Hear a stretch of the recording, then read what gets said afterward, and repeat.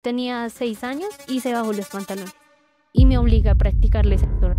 ¿Qué momento cesó ese maldito infierno? Desde los 5 años hasta los 11 años. Cada 13 horas un menor de edad es abusado sexualmente. Le dijo a mi abuela, me la voy a llevar a traer pan. Me hizo ir a su cuarto y me dijo, venga que le quiero mostrar algo. Muchas veces le decía, me duele. Y me decía, no se preocupe, ahorita se le quita. Si su papá se entera, él no va a volver. Recuerdo un día que él me estaba haciendo cosas en el baño y todos estábamos en la casa. Y yo le dije, mami, tengo que decirle algo. Y yo le dije, mami, es que John Freddy me vio.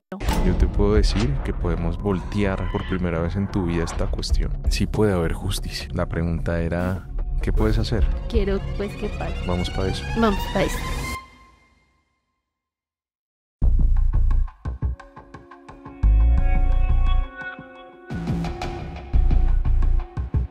Y bueno, si ustedes tienen un caso que creen que merezca justicia, pues vamos para eso. Bueno, bienvenidos todos a su podcast Vamos para eso. Este podcast va a ser un podcast muy especial, ya que si en algún momento cualquier persona que nos vaya a ver quiere tener información de si se puede y cómo se puede denunciar violencia sexual después de muchos años, pues les recomiendo que se queden y además pues que le compartan esta información a cualquier persona, familiar, amigo o persona llegada que haya vivido una tragedia de estas, un acto tan injusto y miserable como esto, si quiere denunciar después de muchos años, pues este podcast le va a servir muchísimo. Bienvenida mi querida Laura, muchísimas gracias por estar acá. Me anticipo porque de la mano de todo lo que nos has contado de tu historia, que es una historia muy dura, muy difícil, pero te agradezco por esta generosidad de abrir el corazón y tratar de enseñarle a muchas personas desde tu ejemplo, desde tu caso, para que ellos en todo, en un pedazo, en un poquitico, puedan tomar lo que vean en este podcast para ellos y así hagamos una sola historia diferente de una persona que denuncia y que logre perseguir a su abusador, incluso tú, que finalmente es la idea de esta grabación, pues vale la pena. Bienvenida mi querida Laura. Muchas gracias, Juanjo, también por aceptarme, por invitarme y pues sí, la idea es sensibilizar más que todo como a los padres y a uno mismo, digamos, es entender que los hijos de verdad son una responsabilidad grande desde que están chiquiticos. Entonces hay que creerles y sensibilizarse uno como padre, tener una responsabilidad real para lo que es una vida desde un embrión. Bueno, mi querida Lau, cuéntame un poquito sobre ti, cuéntame un poquito sobre tu historia. ¿Quién es Laura? ¿Dónde nació? ¿Cuántos años tiene? Bueno, yo tengo 26 años, nací en el año 99. Actualmente estudio ingeniería industrial, vivo sola desde que tengo 18 años, me hago cargo de mí misma desde los 18 añitos. Nací en la ciudad de Bogotá. ¿Qué más te cuento? ¿Dónde naciste? Yo nací específicamente en la zona Cuarta, todo lo que es Columnas, La Victoria. ¿Qué localidad? Cuarta. Localidad Cuarta. Zona Cuarta. Zona Cuarta. Zona Cuarta. Cuéntame un poquito sobre tu familia. Bueno, mi familia no es tan unida. Mi mamá tuvo 2 hijas con 2 papás diferentes, o sea, 2 hombres diferentes. Mi hermana mayor tiene 35 años, la que le sigue tiene 33 y mi hermano y yo, que somos del mismo padre, nos llevamos como 1 año, 11 meses. Él tiene 27, yo tengo 26, yo soy la menor de 4 hermanos conmigo. Entonces no somos una familia tan unida. Mi abuela crió a mis 2 hermanas. A las grandes. A mis 2 hermanas mayores y mi mamá pues se encargó de nosotros, pero siempre vivimos juntos. Vivimos juntos desde que yo tengo 4 años. Ya digamos desde acá ya iniciaría pues mi historia. Yo viví con mi papá y mi mamá hasta los 4 años, pero yo sufrí un abuso de parte pues de mi papá, que era un abuso familiar, porque él golpeaba a mi mamá. Entonces desde allí yo tengo como traumas de la infancia. Porque recuerdo mucho que él la golpeaba. Ya el trauma real fue cuando él pues la golpeó con un palo y pues se lo rompió en la espalda y adicional pues le puso como una paila, una olla llena de aceite casi que caliente en la cabeza. Eso fue por un problema pues bobo, porque él le dijo que no me podía dar una arepa grande de comida porque yo no me la iba a comer completa, pues ella pues no le pareció, lo insultó y él se levantó de la cama y la golpeó. Y ese recuerdo lo tienes Es fijado en el fondo de tu fijadísimo, memoria. total. También recuerdo pues que pues ella se metió al baño a bañarse y nos fuimos a casa de una amiga de ella para poder comer. Y también recuerdo que ese fue como el último golpe porque le he preguntado a ella si después de eso pues se la volvió a golpear, pero ella me dice que ese fue el detonante para que ellos se separaran. Y recuerdo pues que él llevó una caja gigante, no sé cuánto tiempo fue la verdad, y él empezó a empacar sus cosas. Y yo le dije, papi, ¿ya vienes? Y me dijo, sí, yo vuelvo. Pues nunca volvió. Ese humor de Sí, Lau nunca es volvió. muy particular.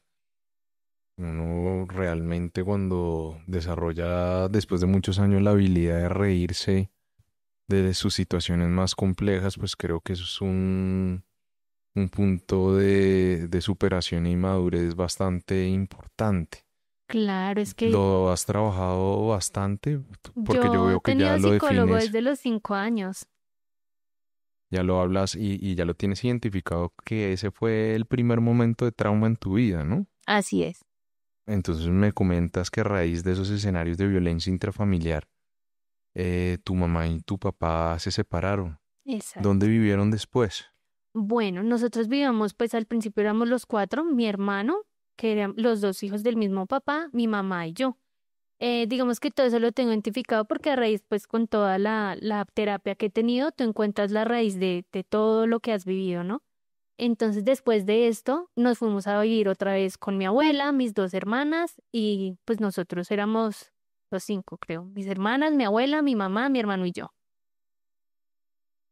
Ok, él quería Lau. ¿Dónde era? ¿También en el mismo barrio? También en el mismo barrio. Nosotros exactamente vivíamos en el Columnas, pero nosotros éramos una familia de bajos recursos, ¿sabes?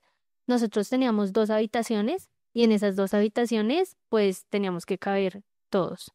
Adicional a eso, pues mi mamá trabajaba también por días en casas de familia, mi abuela le ayudaba y pues mis hermanas y nosotros estudiábamos y mi abuela cuando no conseguía trabajos de familia cuidaba a niños de otra gente para podernos ayudar.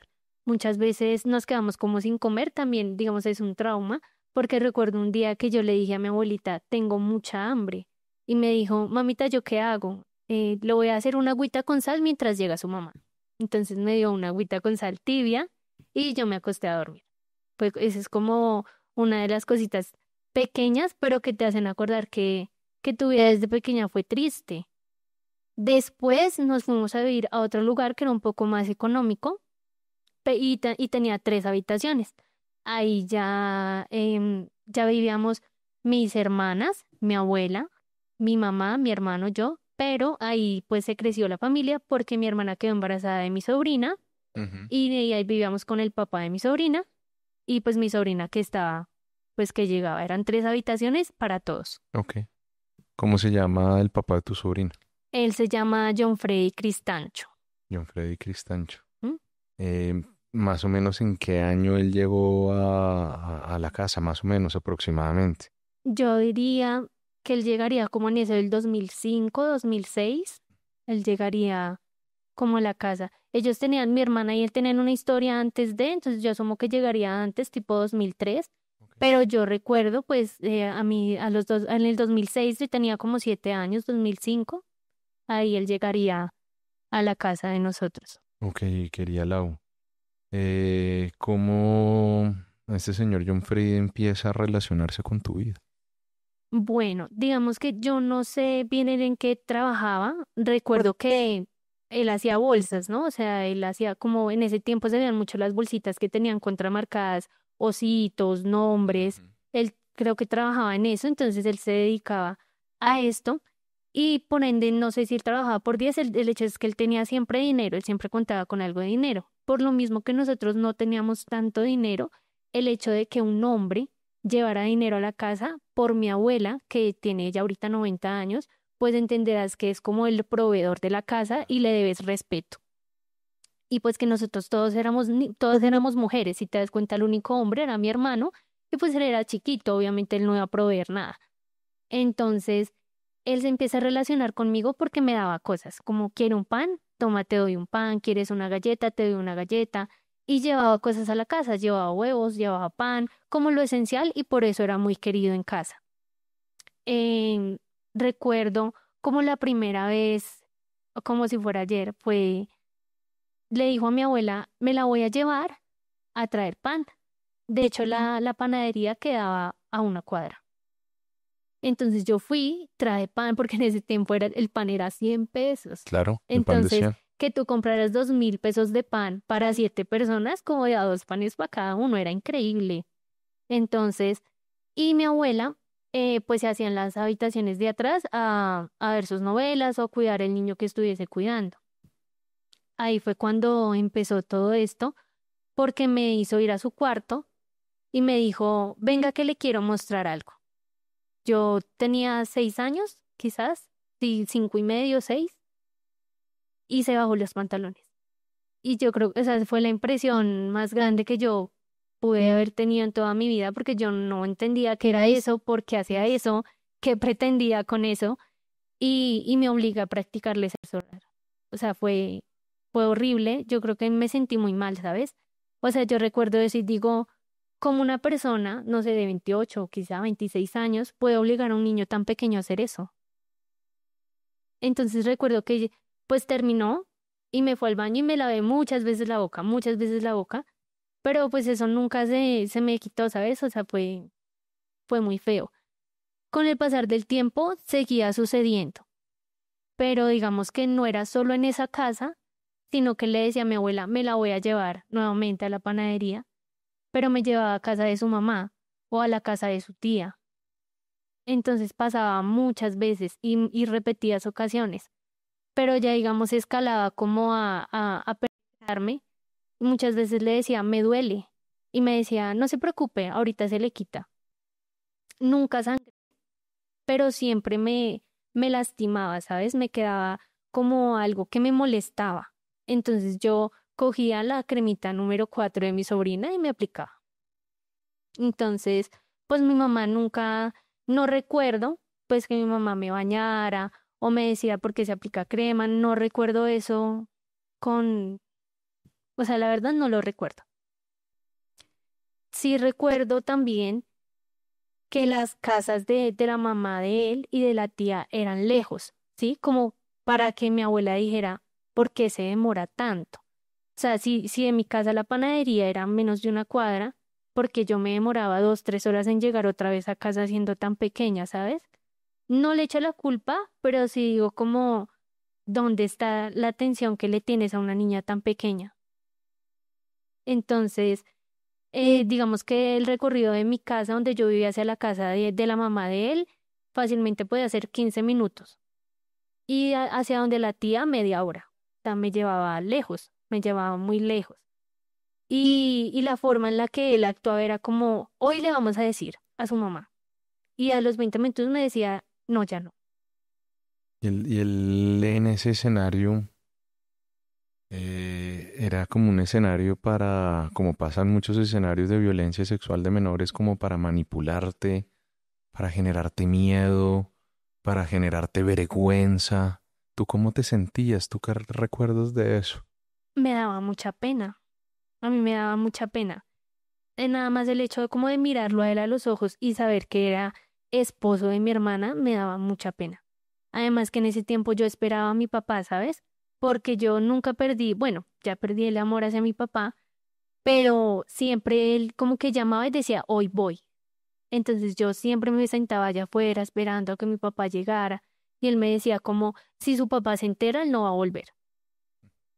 Entonces yo siempre esperaba a mi papá, todo el tiempo esperaba a mi papá. Entonces, si era un domingo, yo muy a las 6 de la mañana me levantaba, me arreglaba, que para mí era terrible bañarme con agua fría. Entonces yo me bañaba, me arreglaba, me ponía faldas, yo detestaba las faldas, pero me ponía una falda solo para que mi papi me viera linda. Y eran las 5 de la tarde y nunca llegaba. Entonces yo decía, ¿por qué no llega? ¿Será que se enteró? Tenía mucho miedo. Después de esto, recuerdo un día, el baño estaba al lado de la cocina y se dividía por una ventana. Había una ventana entre el baño y la cocina. Si yo abría la ventana, me iba a saber. Recuerdo un día que él me estaba haciendo cosas en el baño y todos estábamos en la casa, pero yo no quería que él se acercara y yo estaba arrinconada hacia la puerta, tratando de alejarme, pero pues ya no tenía hacia dónde correr. Hasta que él se asustó porque vio que mi mamá estaba en la cocina y me dijo, ¿qué le decimos? ¿Qué le decimos? Como si yo tuviese la culpa, ¿sabes? Como si fuera un acto Ajá, consentido, como si sí. fuera... Entonces yo recuerdo, y yo le dije, digámosle que le estábamos haciendo una broma a mi hermano. Fue lo que me salió de la cabeza. Y me dijo, ok. Y él se salió del baño. Lo que ahorita a mí me viene a la cabeza es como, si yo soy mamá y veo que mi hija está en el baño con un man, yo no voy a caer encima de mi hija, yo voy a caer encima del man. ¿Qué estás haciendo con mi hija en el baño? Pero lo que ella hizo fue que me cogió a mí del cabello y me jaló y me dijo, ¿usted qué estaba haciendo con él en el baño? Yo sentí tanto miedo y le dije, mami, estábamos haciendo una broma. Pero nunca me preguntó cómo, qué está pasando, qué le hizo, nada de eso, ¿sabes? Simplemente cayó como encima mío a a señalarte. señalarme. Entonces yo creo que eso fue como, si estoy haciendo algo mal. Y de O sea, ahí en lo sentí culpa adelante, mía. sí, tratando de responsabilizarte como le falta a muchos niños y como lo manipulan los miserables abusadores, Exacto. creyendo que ellos son los responsables de sus propios actos, que van a ser los responsables de que esa persona vaya a la cárcel, que van a ser los responsables de que una familia se destruya, se divida. Digamos que también algo muy importante es que yo no sé cómo mi mamá no se dio cuenta. Hay algo que los psicólogos siempre han dicho y es, tus hijos no se tienen que orinar en la cama. Yo me oriné en la cama hasta los 13 años, Juan José. Yo duré hasta mis 13, o sea, no había amenaza que valiera. Yo le tenía mucho miedo al agua fría porque a mí me golpeaban debajo de la ducha porque yo, o sea, yo era terrible. Yo creo que por lo mismo, digamos, como la separación de mis papás, porque yo tuve psicólogo desde los 5 años, porque yo golpeaba a mi hermano y él me golpeaba a mí, también por lo que veíamos de pequeños. Entonces ahí teníamos psicólogo. Pero entonces yo me oriné hasta los 13 años en la cama y me decían, la voy a meter a las 4 de la mañana al agua fría. Y no era porque yo quisiera, simplemente me orinaba. Se llaman regresiones. Ujú. Y en las menores de edad, tristemente, las regresiones en lo que pueden llegar a ser los hitos de desarrollo y de evolución personal, como pueden ser los controles de esfínteres, en los niños abusados, niños y niñas y adolescentes abusados, se ven mucho esas regresiones, que no, que esos hitos de desarrollo se empiezan a perder y eso es lo que podría estar pasando en tu caso. Pero hay algo que sí quiero meter la cucharada ahí, y es que tú dices que tú no eras buena o que tú no te comportabas bien, pero es que ¿qué más podías hacer? Y eso es muy difícil entrar a juzgar en este momento a la Laura que estaba viviendo una cantidad de cosas que no tenía por qué vivir, crímenes encima de ella, víctima de violencia intrafamiliar y de violencia sexual en muchos escenarios. Así que por favor no te juzgues así, porque era imposible que pudieras actuar de otra manera. Adicional a esto, Juan José, pues no era como el único escenario donde yo era muy triste en mi casa, sino que en mi colegio yo sufría de mucho bullying. Entonces yo tenía gafitas desde pequeña y yo tenía dos compañeritos que me quitaban las gafas y me las botaban a la basura y yo tenía que meterme en la basura para sacar mis gafas. O me golpeaban, entonces yo tenía que corretearlos para también golpearlos. Entonces allá también sufría de bullying, pero había algo con lo que yo me sentía bien y era es que yo era muy buena estudiante, Juan José. O sea, cada periodo que terminaba, no terminaba sin un cartón de mención de honor. Mi peor puesto era el tercer puesto. ¿Qué fue tu refugio? Entonces, yo empecé a hacer diarios desde el año 2011 y recuerdo mucho que yo escribía, si las felicitaciones no solo fueran en el colegio, sino que si yo fuera alguien en mi casa, todo sería tan diferente y tan bonito.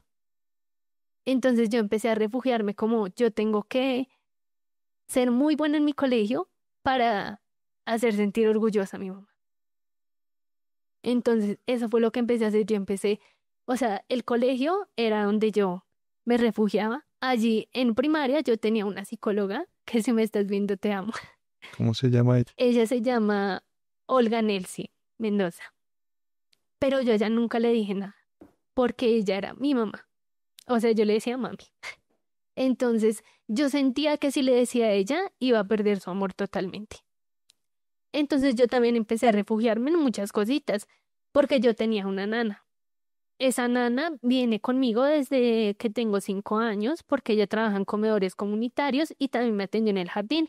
Entonces, pues gracias a ella, yo empecé a conocer la poesía, el baile, las porras. Entonces, yo, ¿por qué nunca tuve una mamá? Porque cuando yo tenía presentaciones de todo esto que yo hacía, mi mamá nunca iba.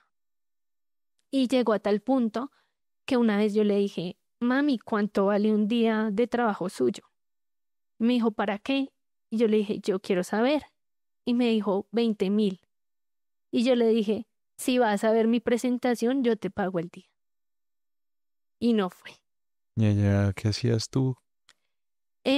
Pues es que yo hacía tantas cosas. Quizá era una de esas presentaciones de porras que yo hacía, porque yo fui porrista, también pinté muchas cerámicas, eh, jugué fútbol muchísimos años hasta que me lastimé la cadera. eh, Era mi refugio. Pero digamos que esto empezó, mi refugio de salirme de casa, todo empieza cuando este hombre me dice, hay que decirle hoy a su mamá. Entonces yo dije, ok, le voy a decir. Entonces yo cogí a mi mamá. Yo nunca en mi vida había sentido tanto miedo como ese día.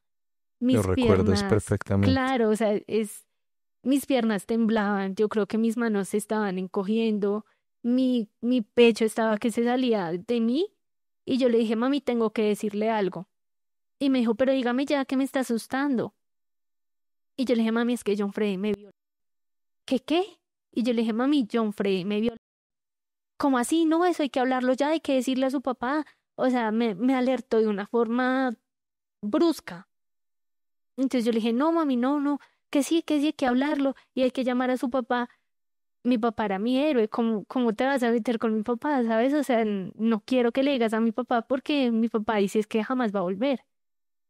El caso fue que no me dijo nada más. Lo que ella hizo en ese momento fue que soltó una carcajada, de pronto sus nervios, me imagino, no sé, solo sé que se rió. Y como a los 20 minutos, el John Freddy llega y me dice, no, ya no hay que decirle, yo ya lo había hecho. Pero yo no le dije que ya lo había hecho. ¿Cuántos años tenías, Lau? Tenía 9 años en ese entonces. Después, pues esto sigue pasando porque mi mamá pues no me hace caso. ¿No te hace caso? Es que simplemente no te creyó. No me creyó, ella nunca más me volvió a hablar de ese tema y pues lo que me dice mi psicólogo es que cuando un niño ve que sus papás no toman en serio estas cosas, tú automáticamente pierdes la confianza en este adulto, porque ese es tu adulto de confianza, tu adulto de autoridad. Entonces ella no me creyó y yo sabía que ya nadie más lo iba a hacer. Sin embargo, pues esto seguía pasando y seguía pasando. Y pues yo no era capaz de ponerle un alto porque no sabía cómo hacerlo. Adicional, pues mi sobrina era muy pequeña y yo me sentía en la obligación de cuidarla. Entonces él me decía que si yo no quería que le pasara eso a mi sobrina, yo tenía que dejarme. Entonces, cuando mi hermana se iba a trabajar y dejaba a mi sobrina sola en las madrugadas, ella me decía que me pasara a la cama y yo me pasaba y él a veces no estaba o a veces llegaba y me tocaba. Me decía pues que si no quería que él hiciera eso a mi sobrina, entonces me tenía que dejar. También recuerdo una noche, como éramos tantos, teníamos poquitas camas, entonces estábamos dormidos mi abuela, mi hermana y yo en una misma cama, pero yo estaba a los pies de la cama y yo estaba súper profunda, pero empecé a sentir que alguien me estaba tocando mis partes y yo me asusté. Cuando me desperté, escuché la voz de él y supe que era él. Entonces me levanté y lo que hice fue que me pasé hacia donde estaba mi abuela, para que no me siguiera tocando. Otra vez en el colegio, pues como yo era un niño andante, em, yo me caí y me enterré una puntilla en la rodilla y me la saqué con los dientes porque yo no quería pues que fuera grave. Y llamaron a mi abuela para que me fuera a recoger. Mi abuela no me podía alzar, entonces él fue con mi abuela y mientras él me llevaba en sus brazos, él me iba tocando mis partes mientras íbamos subiendo para el hospital. Esa fue una de las tantas veces que él pues me tocó de una forma tan directa hacia donde estaba mi familia. Lau, me dijiste que esto empezó más o menos desde los 5 años. Desde los 5 años hasta los 11 años. ¿Cuándo fue la última vez que tú recuerdas que él hizo eso? ¿En qué momento paró todo? ¿En qué momento cesó ese maldito infierno? No, o sea, si me dices cuándo fue la última vez, la verdad no sabría decirte. Yo solo sé que todo paró porque yo ahí empecé a conocer como sobre enfermedades de transmisión sexual. Recuerdo mucho que a él lo operaron de apendicitis, entonces al tiempo, no sé cuánto tiempo después, a mí me dio apendicitis. Entonces yo dije, me pegó algo. O sea, yo dije, yo era una niña, entonces yo dije, él me pegó algo. Y recuerdo mucho que yo tenía mucho miedo porque la doctora dijo, hay que operar. Entonces yo dije, yo lloré muchísimo y yo creo que ella creía que yo lloraba porque, no sé, tenía miedo que me operaran, pero yo tenía mucho miedo de que se dieran cuenta de que él me violaba, ¿sabes? O sea, yo tenía mucho miedo porque pues me tenía que desnudar completamente. Yo tenía ahí 10 años y yo dije, se van a dar cuenta y yo qué voy a hacer. Entonces yo dije, eso es grave, me dijo, no, eso se te quita. Y yo dije, yo no puedo decir nada porque, pues, si mi mamá no me creyó, una doctora que me va a creer. Entonces yo dije, se van a dar cuenta. Y yo dije, yo solo voy a esperar a que se den cuenta. El caso, pues, fue que salí del hospital y, pues, no se dieron cuenta. Pero yo dije, yo no quiero que él me vuelva a tocar. Entonces yo salía de la casa a las 6 de la mañana a estudiar y llegaba a la casa a las 7 de la noche. ¿Qué hacía con mi tiempo? Me iba a donde una amiga que quiero mucho también, porque sus papás eran muy unidos y jugaban juegos de mesa, a mí me encantaba. Entonces yo me iba para allá a jugar juegos de mesa. O si pues ya no, pues todos los días yo no podía estar allá, entonces me iba con mis otros amigos de infancia, que éramos 20, éramos muchos amigos, y jugábamos basquetbol, o me iba para la casa de una amiga y le ayudaba a hacer la comida porque pues tenía que tener la comida lista para la mamá, o me iba a clases de poesía, me iba a jugar fútbol, pero yo tenía claro que yo no podía llegar a mi casa antes de las 7 de la noche. O sea, no era una opción para mí. Y tú dirás, ¿y qué hacía los sábados? Yo me iba para la iglesia. Entonces, yo de pequeña quería ser padra, pero yo me enteré que no habían padras, entonces yo dije, pues monja tampoco quiero ser, pero entonces yo cantaba, entonces yo cantaba en la iglesia y después iba a culto. Y si tú me dices, ¿tú crees en Dios? Yo sé que Él existe, pero Él no es ni omnipotente ni omnipresente, porque, porque no hizo algo, ¿sabes? Si Él está en todos lados y ve todo. Entonces yo digo, una vez, ok, pero tantas veces, por tantos años, para una niña, yo ni siquiera sabía que estaba bien y que estaba mal. Y si querías enseñarme algo, créeme que no era la forma de enseñármelo. No, de acuerdo, de acuerdo. Eso lleva a uno a cuestionarse necesariamente esos conceptos de religiosidad que a uno le van enseñando e imponiendo a lo largo de la vida.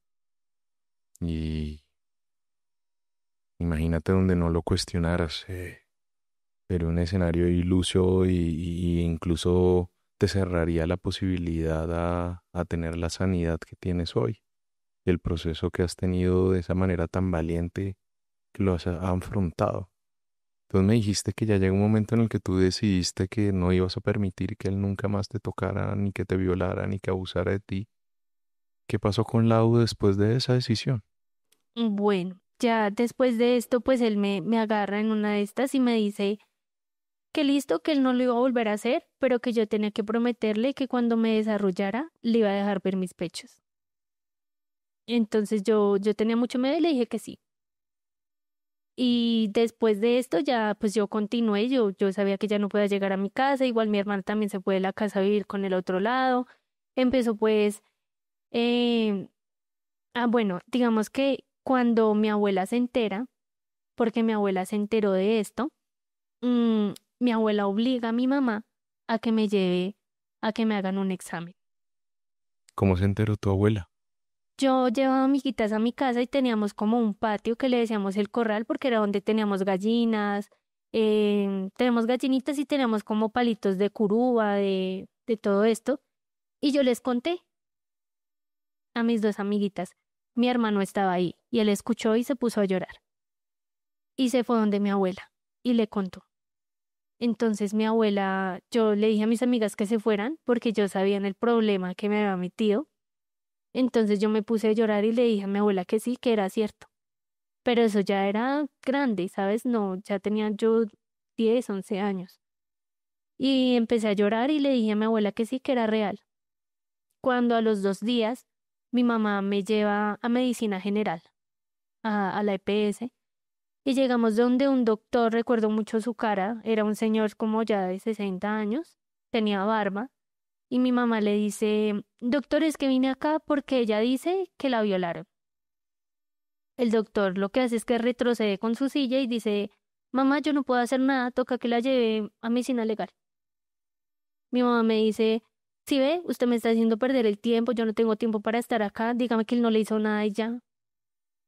Yo recuerdo que me subí a ese bus tan triste y tan rota y le dije, sí, mami, no me hizo nada. Y en ese momento fue cuando yo dije, nunca más, no me vas a tocar. Y fue ahí cuando decidí no volver a llegar a mi casa a esas horas. Y no me importaba si me pegaran, ¿sabes? O pensaran lo que pensaran. No, o sea, porque muchas veces sí me golpearon por llegar tan tarde a la casa, pero yo no estaba haciendo nada malo. Realmente, pues yo lo que estaba buscando era un hogar donde me quisieran. Un refugio, Ujú. un lugar donde te sintieras respaldada, un lugar donde te sintieras protegida. Exacto, porque yo era a las casas de mis amigas, yo no estaba en el parque, yo estaba en las casas de mis amigas ayudándole a mis amigas a hacer la comida. O iba ahí y me ponía a ver las novelas con las mamás de mis amigas. Yo buscaba un hogar. ¿Y ahí qué pasa a mi lado? Bueno, después de esto, pues me trasladan de colegio, entonces ya el bullying no existía, pero mi hermana me mostró como a los 12, 13 años el fútbol, entonces me encantó. ¿Ah, sí? Sí, Por ahí era, me dijiste que eras hincha de Millos. sí, sí me gusta mucho, pero es muy chistoso, yo soy hincha de Millos porque amo el color azul, entonces dije, ¿qué equipo me gusta? Pues Millonarios, entonces desde chiquita me gusta mucho. Entonces vas, conoces el fútbol, Conozco el fútbol, me va súper bien, soy delantera. goleadora. Goleadora, corría muchísimo, yo corría muchísimo, muchísimo, pero aún así yo seguía buscando una figura maternal. Entonces, cada profesora que se me acercaba y me hablaba bonito era mi mamá. Entonces buscaba siempre una figura maternal. Sin embargo, yo sabía que ya con mi mamá pues no contaba para muchas cosas. Entonces yo, como no me sentía a gusto en mi casa, yo buscaba sentirme a gusto conmigo misma. Entonces yo fui socorrista, también fui profesora de danza en la fundación que mi nana tenía, porque mi nana me enseñó a tocar instrumentos, me enseñó a bailar, me enseñó, o sea, digamos, yo ahorita escribo, yo hago poesía gracias a mi nana. O sea, yo soy una mujer artística gracias a ella. Y mi hermano también es un hombre ¿Cómo se llama tu artístico. nana? Ya nos dijiste Él cómo. cita El cita. mi nana. O sea, yo Un ahorita yo ángel hablo en tu con ella camino. totalmente. Yo ahorita hablo con ella, le digo, él sí es que tú eres mi mami. Porque, o sea, perdón, lo siento mucho, pero si tú le preguntas, si tú sientas a mi mamá y a mi nana a preguntarle cosas sobre mí, mi mamá no sabe nada de Pero ¿a mí. quién le pides perdón? Perdón, ¿por qué? Porque quizá mi mamá se sienta mal. Y pues yo a mi mamá la amo mucho, ¿no? Pero Lau, cada quien en la vida tiene que recoger lo que siembra en su momento. Y el hecho de garantizar el cariño de sus hijos en el largo plazo es simplemente algo que se gana en la medida en la que uno haya sido un buen padre o una buena madre. Tú no tienes que disculparte por nada, cada quien asume lo suyo.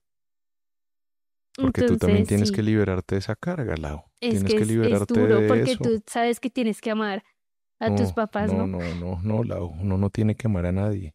Tal vez uno de los peores errores en la vida es dar las cosas por sentadas. Y finalmente, más allá de que exista justicia o no, En los temas de paternidad y maternidad, lo único que uno gana con el tiempo es el amor cuando el tiempo pasa. Y si ese amor no está, lo peor que uno puede hacer es que sea un amor obligado o no, pero más allá de eso es algo que se consigue, Lau. No te cargues con eso. No te cargues con eso y perdón meterle la cucharada y yo no soy psicólogo ni nada, Gracias. pero tú también tienes que liberarte de eso porque cada quien recibe lo que se merece. Otra cosa es que tú, porque tu corazón te lo manda, estés con ella, estés presente con ella. Pero el amor no se puede obligar, el cariño no se puede obligar. Y libérate de eso, por favor. Prométeme eso. Lo prometo. Y entonces, mi Lau, Entonces, pues mi nana siempre estaba, entonces yo, pues hice, igual yo era súper buena estudiante, o sea, mi mamá yo creo que tiene una carpeta de solo menciones de honor, porque yo pues era súper buena estudiante, pero mi comportamiento no era muy bueno, ¿sabes? O sea, si a mí alguien me insultaba o me hacía caer, yo lo golpeaba. O sea, yo no era, o sea, yo por eso digo, yo era un niño andante porque yo cero me preocupaba por cómo me peinaba, si me vestía bonito, yo no era muy femenina, yo era muy poco femenina, pero pues hacía muchas cosas. Ya llega octavo y ahí conozco pues a un chico y me dice, tú me gustas. Eso fue como, le importó a alguien y no es de mi familia. Entonces ahí ya se ve reflejado como el abandono y la importancia de que quieras tener a alguien que te quiera. y en la ausencia de una figura masculina Exacto. que te quiera, que te respalde, que te cuide, esa Entonces ausencia. él me dice esto y como a los días me dice, pero es que usted es muy grosera y eso no me gusta. Entonces yo dije, tengo que recuperarlo. O sea, mi cabeza dijo, tengo que recuperarlo porque otro abandono, no. Entonces yo empecé a olvidarme de quién era y de lo que me gustaba hacer por gustarle a él. Esto fue durante 3 años. Entonces, cada cosa que yo veía que él hacía, yo lo replicaba solo para que a él le gustara. De octavo a 11 más o menos. Décimo. A decir. Ya vas a ver cómo permití, porque tú permites. Y pues eso es gracias a no tener una base de amor propio. Entonces, yo permitía muchas cosas. Permití tantas cosas que una vez la novia de él, porque nosotros nunca fuimos novios, estaba enferma, yo la vi enferma, a mí nunca me daban dinero. Yo fui y le dije, présteme para una aromática. ¿Para qué? Y yo le présteme para una aromática. Y hasta que no le dije que era para la novia de él que estaba enferma, no me lo dio. O sea, yo fui a cuidar una novia que era de él porque quería que él estuviera bien. ¿Sí? O sea, fueron cosas como cero amor propio. No tienes amor propio para ti. Y así pasaron pues muchas situaciones, pero cada vez que él peleaba con una novia suya, él me buscaba a mí y yo siempre estaba, todo el tiempo estaba. Así hasta que llegamos a décimo, los dos, y pues se dio, digamos, el momento de estar sexualmente juntos. Recuerdo mucho que yo tenía mucho miedo, yo nunca le dije pues que yo había sido una niña abusada y él me dijo, ¿usted virgen? Y yo le dije sí. Pero yo decía en mi cabeza como, si es la persona que quiero, o sea, yo me lo cuestioné. Y a la final dije, pues igual ya que no soy virgen, o sea, en mi cabeza, si me entiendes, yo dije, pues igual ya que, o sea, ya nada que hacer. Y a raíz de esta relación sexual, yo quedé embarazada ¿A qué edad quedaste embarazada? a los 15 años. Eso fue en marzo del 2014, marzo, más o menos. ¿Qué pasa en este tiempo? Pues la familia ya se había dividido, nosotros ya no vivíamos ni con mi abuela, solo vivíamos mi hermano, mi mamá y yo. Entonces mi hermana, que es la mamá de mi sobrina, ella había quedado embarazada a los 18 y por ende yo tenía una carga muy pesada que era mi mamá todo el tiempo me decía, usted tiene que demostrarle a sus hermanas que usted no va a quedar embarazada, demuéstrele que usted es la mejor, usted tiene que ser la mejor. Entonces, pues yo realmente yo no me doy cuenta de esto, sino hasta los 2 meses, sino que mis compañeros me decían, Laura, usted está embarazada, Laura, usted está embarazada. A mí me enojaba mucho esto porque pues para mí no era cierto. Y yo me acostumbré mucho a que cada vez que algo pasaba entre esta persona y yo, digamos, si nos besábamos hoy, yo mañana, para él no me conocía. sino como hasta las 2 semanas o hasta los 3 días. Entonces, después de esta relación sexual, yo completamente invisible para él. Entonces, recuerdo pues que yo ya tenía como mucha psicosis porque todo el mundo me decía que estaba embarazada, que estaba embarazada. Yo no tenía pues mucho miedo porque yo no sabía qué le iba a decir a mi mamá. Entonces yo fui donde mi nana. Entonces yo le dije, le conté, le dije, él sí, no sé qué voy a hacer, estoy muy asustada, tengo mucho miedo. Y me dijo, no te preocupes, has tenido cambios. Y yo le dije, pues tengo mucho sueño.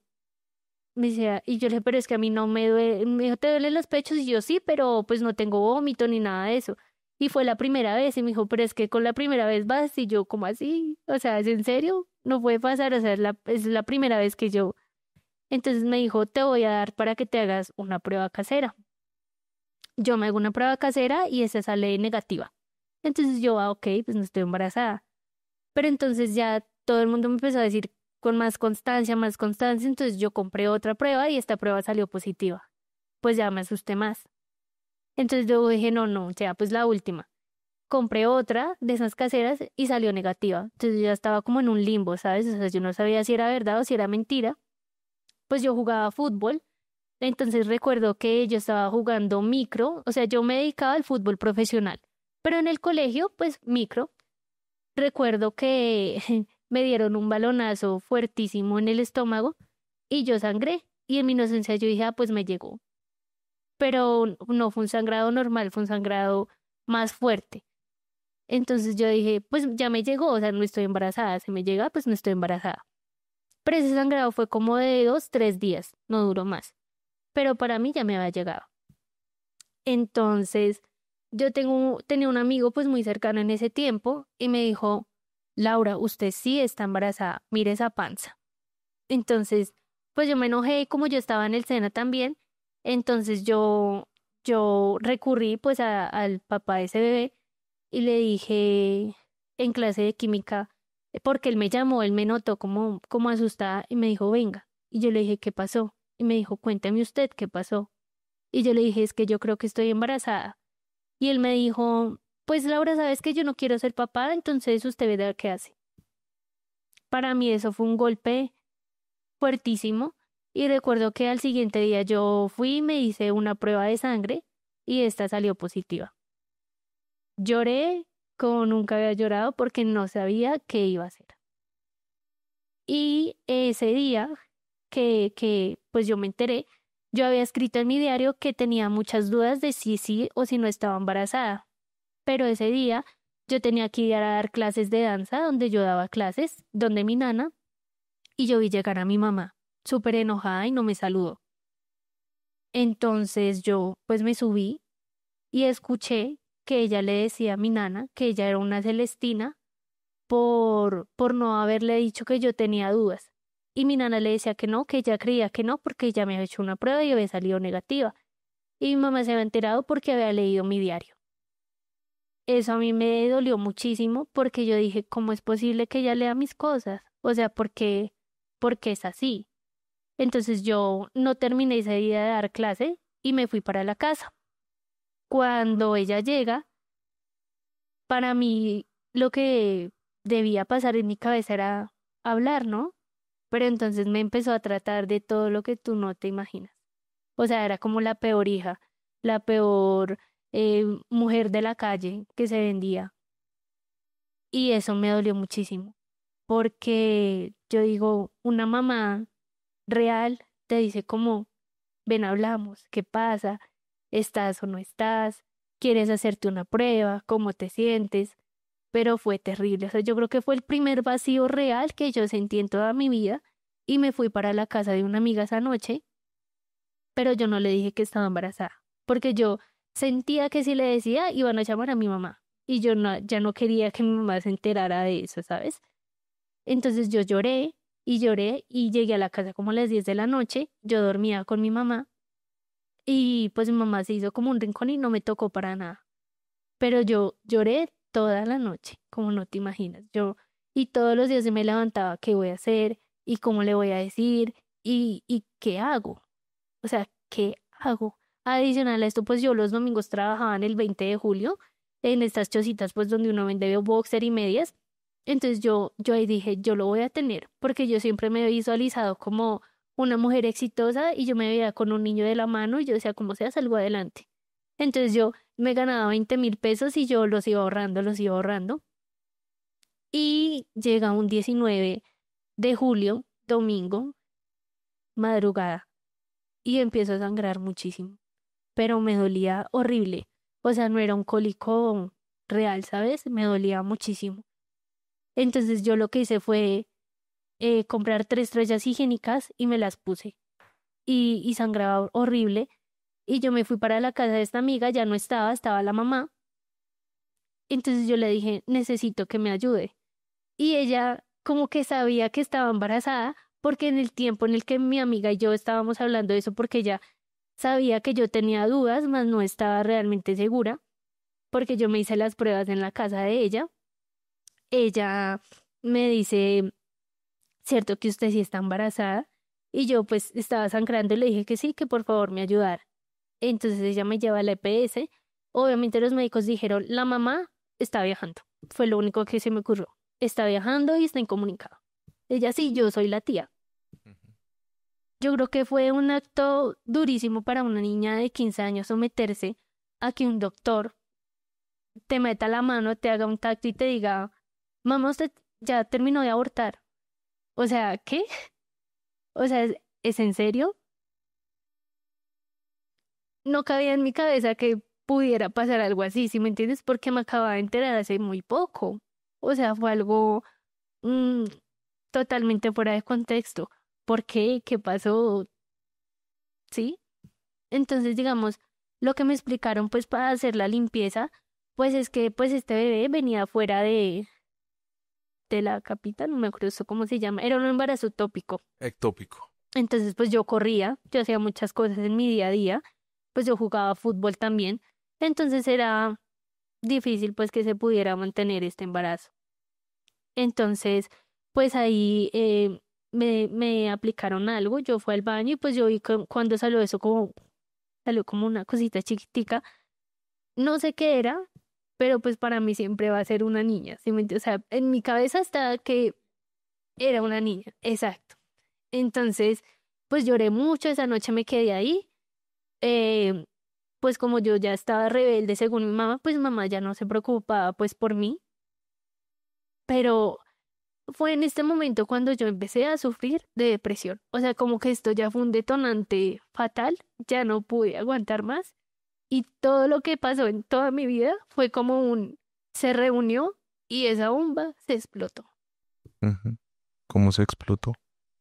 Se explotó porque yo ya no quería hablar con nadie, yo dejé de ir al colegio y yo dije, yo a este hombre no lo vuelvo a ver nunca más en mi vida. Entonces, pues yo era muy buena estudiante y yo dije, voy a perder décimo, voy a perder décimo. Entonces yo llegaba a clase y dormía. O sea, yo sabía que yo era muy querida por los profesores porque yo hasta izaba bandera todo el tiempo. O sea, yo era la niña moya querida para todo el mundo. Pero pues ellos sabían que no se podían meter conmigo porque yo los golpeaba. Simplemente era muy, muy buena estudiante. Era tan buena estudiante que yo quedé con el primer lugar a nivel del todo el colegio. Entonces fue muy duro como los profesores ver que una niña tan buena haya bajado su rendimiento tanto. Entonces yo no evadía clase, yo entraba pero me dormía, yo no entregaba trabajos, yo no hacía actividades. Los profesores de danza y de fútbol me decían, Laura, hay un campeonato, qué bueno, pero Laura, usted es la líder, no me interesa. O sea, y yo simplemente no, ya no era yo. Se me olvidó de dónde era y hacia dónde iba. Eliminé todo aquello bueno que había generado para mí. Y ahí empezaron más los problemas con mi mamá. Entonces, yo ya no hablaba con mi mamá, yo ya no hablaba con ella para nada. Entonces, recuerdo pues que mis hermanas empezaron a preocupar porque pues mi comportamiento con mi mamá no era normal. Mi mamá decía que estaba aburridísima conmigo. Pues en todos estos años mi papá nunca fue un padre presente, cabe aclarar. Entonces, pues ya le decía a mi papá que me llevara. Entonces yo decía, lléveme, me da igual, o sea, no me interesa. Y empecé a dormir más de lo normal. Entonces, si llegaba un fin de semana, yo dormía 14 horas, 16 horas. Y, o sea, todas las horas que tú puedas, yo dormía todo el tiempo. Em, entonces llegó un día donde mis hermanas nos reunieron a mi mamá y a mí. Y recuerdo que yo le dije, mami, es que yo necesito ayuda. Yo no aguanto más, yo necesito ayuda. Entonces, perdón. No te preocupes, Y ella tranquila. me dijo, ¿pero qué quiere? Y yo le dije, necesito que me lleve a un psicólogo. Antes de que ella me llevara al psicólogo, yo estaba en casa de mi hermana porque ya nos habíamos separado y yo encontré muchas botellas de vino, de esas navideñas. Y mi abuela toma muchas pastas para el corazón, para la tensión. Cuando una persona quiere desvivirse, no es porque se quiera desvivir, sino porque quiere acabar con el dolor. Entonces yo cogí todas esas pastas porque las abuelitas tienen un tarro gigante y me tomé todo con el vino. Recuerdo que me desmayé y cuando me desperté estaba ahí tirada sola. Pero yo no estaba sola en la casa, ahí estaba mi abuela, ahí estaban mis hermanas, pero yo estaba sola. Y al otro día tenía que ir a estudiar. Y yo llegué y fue tan evidente que estaba mal que todo el mundo se alertó como, ¿qué te pasa? Y yo, no. Pero yo creo que fue de las sensaciones más terribles que yo pude haber sentido, porque yo decía, ni para esto sirvo. O sea, ni siquiera para no existir sirvo. No sirvo para nada. Después, entonces yo decidí buscar eh, la esta con el psicólogo y yo fui normal al psicólogo, le conté pues que había intentado quitarme la vida, me manda donde el psiquiatra. Para las citas del psiquiatra, la primera siempre tienes que ir con tu mamá. Ujú. ¿Cuántos años tenías ahí, Lau? Tenía 15 años. 15 años. Yo tengo psiquiatra desde los 15 hasta actual y de esos años que he tenido psiquiatra, mi mamá solo ha ido 2 veces conmigo. ¿Es porque tiene Entonces, tanto sentido lo que te estoy diciendo? Lo que te dije. entonces, cuando fui donde está psiquiatra, pues yo la conocí, le comenté pues que me había intentado desvivir y fui con mi mamá y mi mamá le dijo, ¿cuánto se demora esto?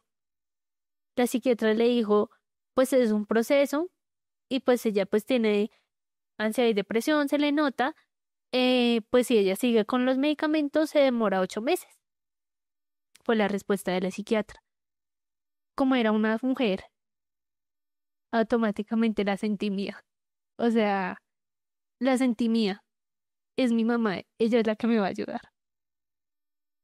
Entonces yo buscaba como las citas más cercanas pues para comentarle todo esto. Eh, entonces yo ni siquiera sabía por dónde empezaba mi vida, si estaba triste por lo del bebé o si estaba triste por lo que me había pasado de pequeña. O sea, yo no tenía algo real, o sea, algo por dónde empezar, si me entiendes, algo, yo no tenía algo de decirle, esto es lo que más me duele, porque todo me dolía por igual. O sea, yo no tenía algo que tú dijeras, ¿por dónde quieres empezar? No tengo. Todo me duele, todo me quema, todo me está lastimando. Bueno, después mis hermanas deciden meterme a un pre-ICFES. Yo empiezo a ir, entonces yo busqué un pre-ICFES, me becaron en un pre-ICFES y adicional ellas me pagaban otro pre-ICFES. Allá pues llega gente de todos lados. Allá yo empecé a ver un muchacho que no se relacionaba con nadie, pero a mí me empezaron a llamar la atención las niñas. Y yo decía, ¿será que a mí me gustan las niñas? Entonces empezó el vaivén como me gustan las niñas, pero también me gustan los niños. O sea, tampoco tenía una identidad. Pues ahorita yo ya sé que solo me gustan los niños, pero fue muy duro poder encontrar realmente hacia dónde pertenecía. Ujú. Y bueno, terminas tu colegio. Bueno, esa es ¿Cómo otra. sigue desarrollándose la vida? ¿Y en qué momento tú crees que empieza a haber un cambio frente a todo esto? Yo tengo un un problema en el colegio porque yo pues a raíz de esto me volví súper agresiva, entonces a mí no me dejaban entrar con uñas largas al colegio y pues yo golpeo a una niña feo, la coordinadora llama a mi mamá y le dice pues que probablemente yo me gradúe por ventanilla. Pues mi mamá empieza a llorar porque pues para ella es un sueño que su hija tenga toga y birrete, pero realmente a mí no me importaba el hecho de que hubiera mucha gente alrededor mío, era terrible, pero yo dije, ok, yo dije, tú quieres, en mi cabeza yo dije, el sueño de mi mamá es que yo me gradúe con toga y birrete, el sueño de mis hermanas es que yo salga de estudiar, ¿y mi sueño cuál es? ¿Y yo qué hago para hacerme Reflexión. feliz? Qué locura. A esa edad ya tener Entonces yo decía, la necesidad de cuestionarte eso. ¿yo qué estoy haciendo para hacerme feliz a mí? Yo estoy haciendo esto para hacerles feliz a ellas. A mí no me importa. Pero yo, como soy feliz, yo quiero desvivirme. Y yo soy feliz. Si yo me desvivo, soy feliz. Entonces, ok, les voy a dar a ellas lo que ellas quieran, pero yo me voy a desvivir. Entonces, mi pensado era el siguiente. O sea, yo todo lo tenía súper cuadrado. Yo dije, me gradúo.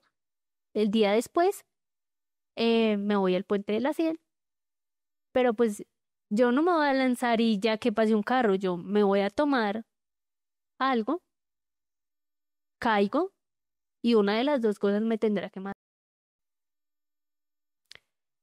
Sucede pues, yo no sé, ángeles, digo yo. Yo tenía pues un amiguito que fue novio en el colegio, él vivía en Santa Marta y él aparece y me dice que nos vayamos. Yo no conocía el mar. Entonces yo dije, ok, entonces voy a cambiar el plan. Voy, conozco el mar, vuelvo y me desvío. Era como la última, lo último que iba a hacer para hacerme feliz, porque siempre había querido conocer el mar. Entonces me voy para allá. No sé si pues es decisión de mi mamá o de él o conjunta, no recuerdo mucho la verdad. Me quedo allá un mes, pero yo empiezo a notar que yo había cambiado de escenario y no de estado. Yo seguía igual o peor.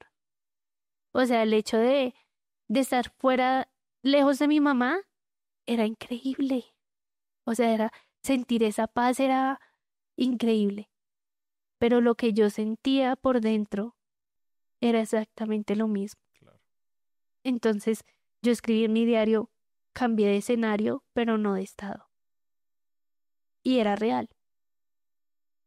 Entonces, yo tomo la decisión de volverme para Bogotá, ya pues habiendo reflexionado y me gusta mucho la naturaleza.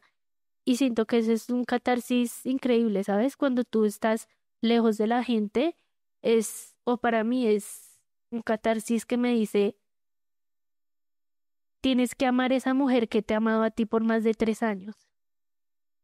¿Y quién es esa mujer? Pues yo. Yo misma me he abrazado, yo misma me he sostenido, yo misma he limpiado mis lágrimas. Te has Y yo no acompañado me en los amo. momentos más tristes, Ajá. más Y yo no difíciles. me amo a mí misma.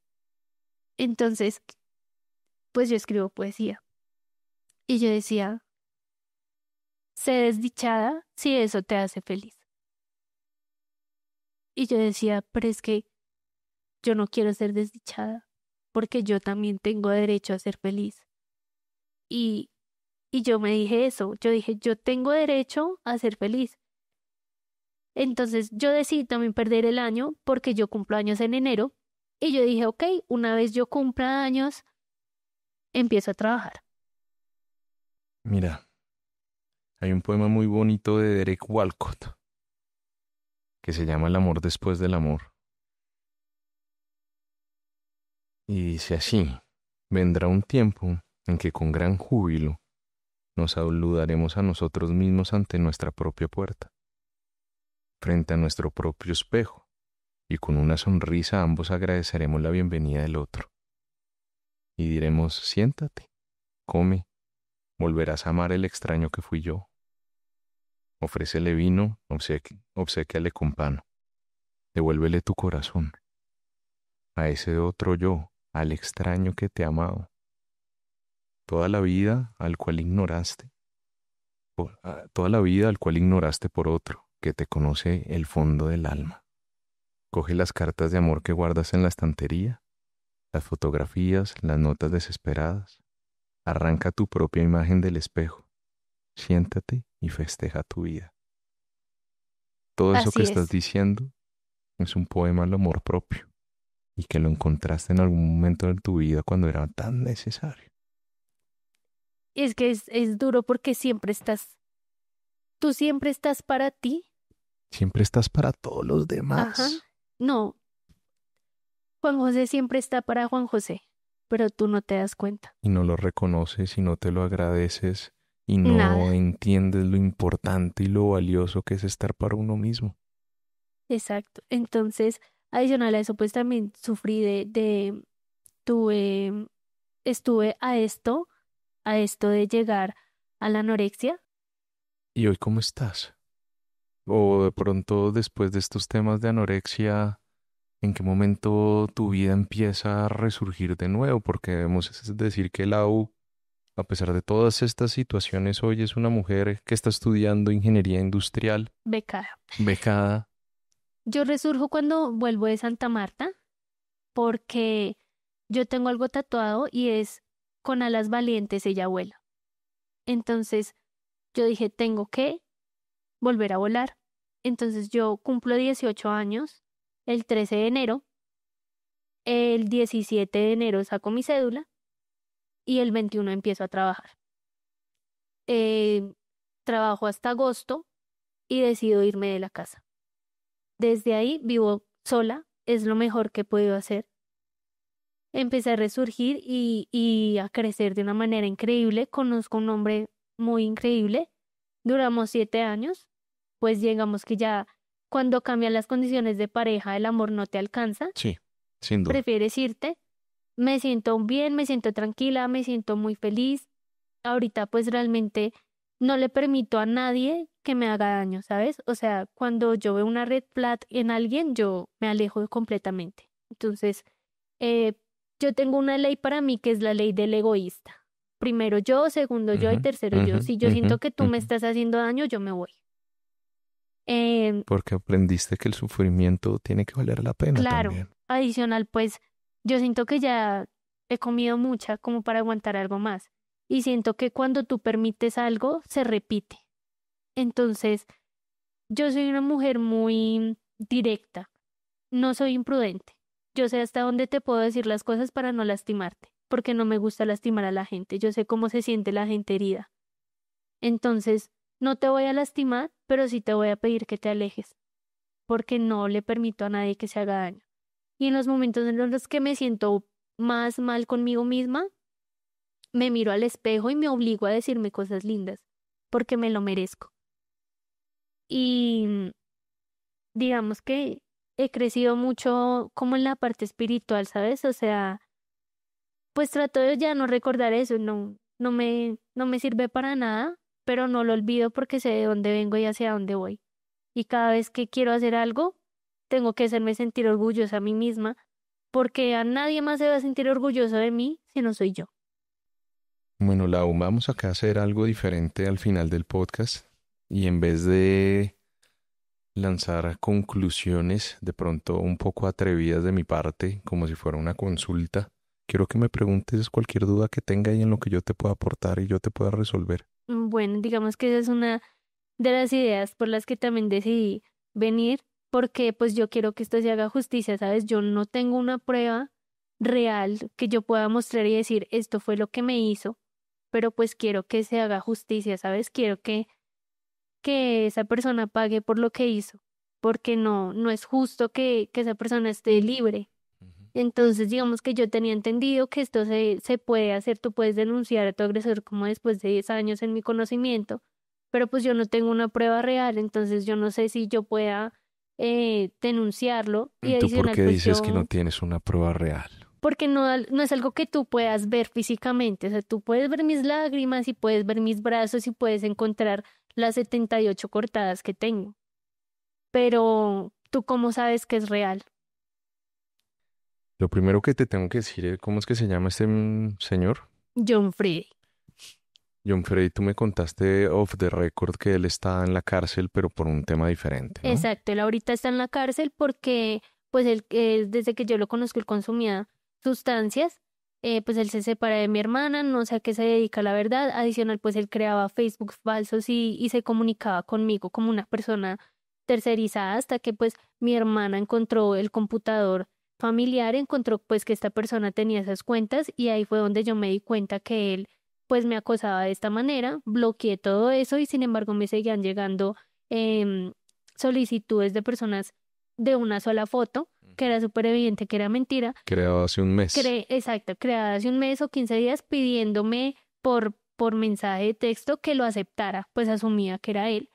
Entonces, La pregunta era, ¿qué puedes hacer? ¿qué puedo hacer para eso? Entonces vamos por partes. Mira que la violencia sexual, mi querida, es un delito que, como tú nos contaste, sucede a puerta cerrada. No es un delito de diferencia como el homicidio, o como las estafas o como las extorsiones que pueden suceder en lugares donde se pueden generar muchas pruebas. Nosotros los penalistas decimos que estos son delitos de puerta cerrada porque pues por regla general suceden en lugares cerrados y circunscritos donde supuestamente tiene que haber una privacidad para cometer este tipo de delitos.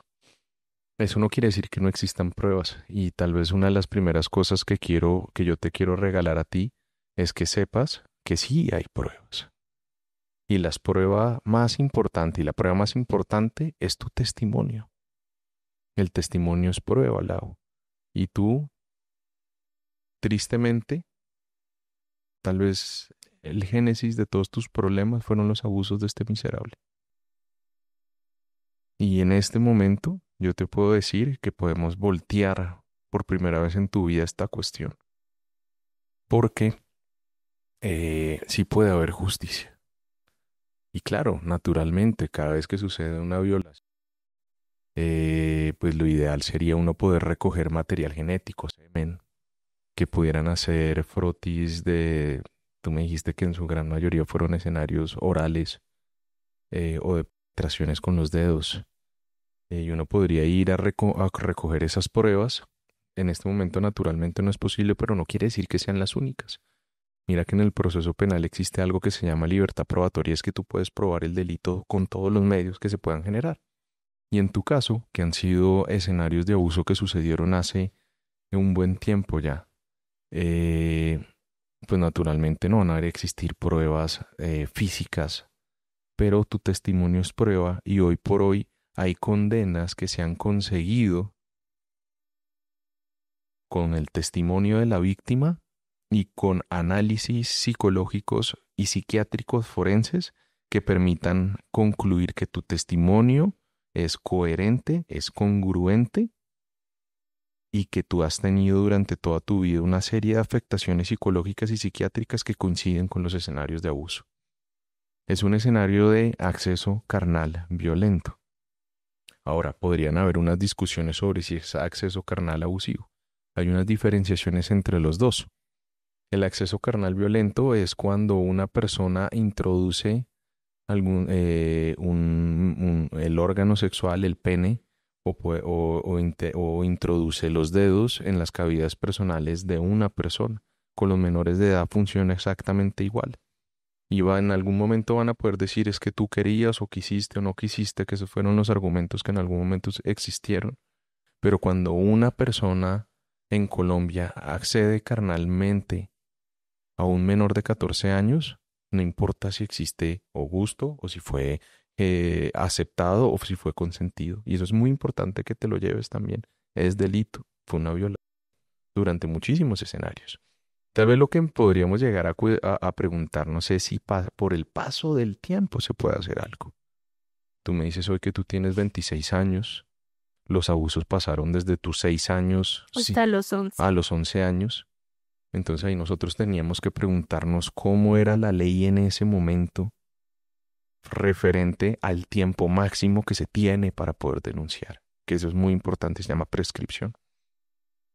Entonces obviamente hoy, después del año 2021, si una persona la abusan a un menor de edad, no importa el tiempo que pase, porque hay una ley en el año 2021 que habla de imprescriptibilidad, pero yo no puedo volver los efectos de la ley hacia el pasado. Había otra en el año 2007 que decía si hay escenarios de violencia sexual en contra de menores de edad, se cuenta desde que sean mayores de edad.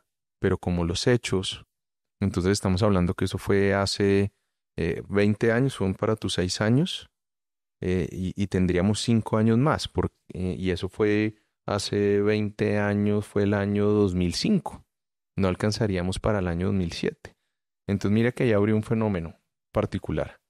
Volvemos 20 años para atrás, podríamos denunciar sin duda alguna todos los escenarios de abuso sexual, de violencia sexual que viviste, pero entonces tendríamos que hacer un corte en el año 2007. Del 2007 en adelante se contarían 20 años desde tu mayoría de edad. Entonces tenemos una ventana gigantesca para poderlos denunciar. Eso ¿Listo? es muy bueno. Tu testimonio es prueba. Las pericias psiquiátricas que te hagan son prueba. Pero además, tú puedes ir a decirle a tu nana que dé el testimonio. Y es un testimonio válido porque tú en su momento le contaste que fuiste víctima de abuso. Y eso es una prueba válida que se llama prueba de referencia en temas de delitos sexuales contra menores de edad. Si la psiquiatra supo, podría decirlo también. Pues Que están tú las se lo historias comentaste. clínicas. Están las historias clínicas. Esos documentos son pruebas, mi querida Lau. Entonces no es que no hayan pruebas, ¿sí ves? Hay muchos escenarios que se podían generar para que esa persona afronte un proceso por los crímenes miserables que dañó tu vida durante mucho tiempo. Digamos, pues yo no tengo como pues el documento de esta persona. Entonces, ¿cómo hago para...? Entonces, claro, uno tiene el nombre. Con el nombre podemos hacer búsquedas en bases públicas de datos. Podríamos buscar a través de tu hermana cuáles fue, si él puede llegar a tener un número de identificación, pero si está en la cárcel, ahí tenemos los números. Entonces le podemos decir al IMPEC a través de la fiscalía que pueda determinar cuál es el número de identificación de esta persona. Entonces, incluso hoy, si pusiéramos la denuncia, los hechos del año 2006 del 2005 lo podríamos investigar, del 2006 y del 2007 en adelante tendríamos muchísimo más tiempo. Entonces lo puedes denunciar. Esto pasa, mi querida Lau, como cuando uno va al psiquiatra y al psicólogo. Tengo ansiedad. Entonces a mí me pueden decir, oiga, vaya y dígale a su odontólogo que le dé una placa para manejar el bruxismo porque usted se está destruyendo los dientes de tanta ansiedad que tiene. Pero la única forma de sanar esto, Lau, es con justicia. Porque de resto estaríamos tratando todos los síntomas que esto ha generado. Y eso ha sido lo que ha pasado en tu vida. Estás tratando de lidiar con los efectos secundarios y terciarios de que este miserable te abusó durante tanto tiempo. Y a pesar de que has sido una mujer brutalmente fuerte, valiente, que le ha tocado madurar a partir de unos totazos injustos y miserables que le ha dado la vida, y que hoy eres una mujer que ha tenido la valentía de venir acá a contarnos y a regalarnos su historia, para que muchas madres y padres vean todo lo que ha pasado, muchos colegios, profesores, todas las personas que han participado en tu historia, ahorita necesitamos mover a la justicia. Prestar atención a sus hijos. Y prestar atención a sus hijos. Yo voy a hacer la denuncia, te ofrezco eso y quiero regalarte la denuncia y la vamos a sacar adelante. Y ya con eso, que se presente ante una fiscalía, vamos a tener un poquito más de expectativas de hacer la justicia. Cuenta con que la denuncia te la va a redactar yo. Bueno, y la vamos a presentar en fiscalía. Pero no está sola, Lau. A pesar de todo lo que ha pasado en esta vida, en el camino te han puesto unos angelitos muy bonitos. Me da miedo como el hecho de tener que verlo, ¿sabes? O sea, no lo tienes que hacer. Es miedoso, me da miedo. Pero mi Lau, entonces digamos que esa puede ser otra pregunta. Desde el año 2007, después de la ley 1152, 1257, creo, bueno, me puedo estar equivocándome con el número de la ley. Después de lo que le pasó a Rosa Elvira Celi, ¿sabes quién fue? Hay algo que se llaman las garantías de no confrontación. Y si tú no lo quieres ver, no tienes por qué verlo. Va a empezar un proceso. Pues puedo hacerlo, ¿sabes? O sea, he sido fuerte. pero no significa que no me dé miedo. Pero acuérdate, algo que tú estabas diciendo hace un par de minutos. Tú ya lograste identificar qué son las cosas que te hacen daño y que también entendiste que puedes parar a las cosas o ¿Hasta a las dónde? personas que te hacen daño y hasta dónde van a llegar. Entonces, si la ley te da esas facilidades, pues no lo confrontes. Y acá estamos. Y los hechos son completamente denunciables y tienes una gran cantidad de cosas que van a servir. Puede ser un proceso largo, tedioso. Y en ese momento seguramente podemos buscar a través de la Secretaría de la Mujer una abogada que esté presente siempre en tu caso. Pero justicia puede haber y ahí están las herramientas. Y la primera, que es la denuncia, yo te la voy a regalar. Bueno, De acuerdo. Muchas gracias, Juan José. ¿qué otra duda tienes, mi querida Lau? Básicamente esas son mis principales dudas. Quiero pues que pague. Y lo voy a hacer. Vamos para eso. Vamos para eso. Bueno, ¿quieres dejar algún mensaje final? ¿Algo que quieras decirle a las personas que van a ver o a oír este podcast? Pues las mujeres que siempre tienen que tener la ley del egoísta siempre en su cabeza. Y los hombres también, ¿sabes? Primero yo, segundo yo y tercero yo. Eso es lo más importante. Y pues no traigan hijos al mundo si no tienes una buena estabilidad mental. Es para mí lo más importante. Enséñale a tu hijo a gestionar sus emociones. Las emociones no son malas. Si estás triste, permítete estar triste. Y si estás pues llevado, permítete. Pero algo pues que yo siempre me digo es, eh, yo permito que me duela y no que me afecte. Entonces siempre hay un punto hasta donde. ¿Quieres llorar? Ok, llora 3 días, pero no te permitas más días llorando. Hay que continuar y haz las cosas para que tú seas feliz, no para que los demás sean felices. Bueno, Lau, muchas gracias nuevamente por la generosidad de contarnos tu historia, Gracias a por ti por venir a estos escuchar. micrófonos. Y bueno, si ustedes creen que tienen un caso que merezca justicia, pues vamos para eso. Te paro un abrazo, Lau. Claro que sí.